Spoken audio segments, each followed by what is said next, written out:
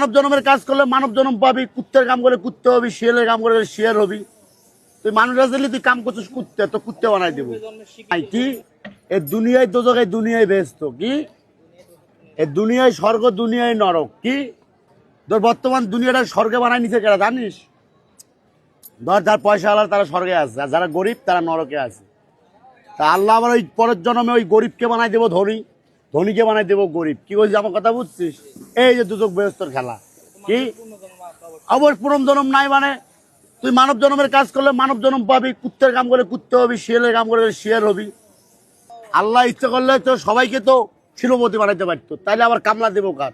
তাহলে আল্লাহকে লাভ করবো কেনা? আল্লাহ তো প্রতিটা মানুষের ভিতরেই আছে, প্রতিটা মানুষের ভিতরেই আল্লাহ আছে। আর মানব সেবা পরম ধর্ম, এর উপরে কোনো ধর্ম হয় না কি। সত্যের উপরে কোনো ধর্ম নয় বাপ, যে সত্যবাদী তার কোনো ধর্ম লাগে না, যে মিথ্যাবাদী তার ধর্ম লাগে। কি কইছে বুঝছিস? তারা মিথ্যাবাদী, সুদখোর, ঘুষখোর, দুর্নীতিবাজ, তারা ধর্ম নিয়ে বাড়াবাড়ি করবো। আর যারা সঠিক মুমিন লোক, ওই যে মুসলমান, ওই নিজেকে মুসলমান কব না, ওই যে হিন্দু, নিজেকে হিন্দু কব না, কব আমি মানুষ, আমার কোনো ধর্ম নাই। ধর্ম নিয়ে কেউ পার হইতে পারবে না, তোকে কর্ম নিয়ে পার হইতে হবে, কর্ম। দুজক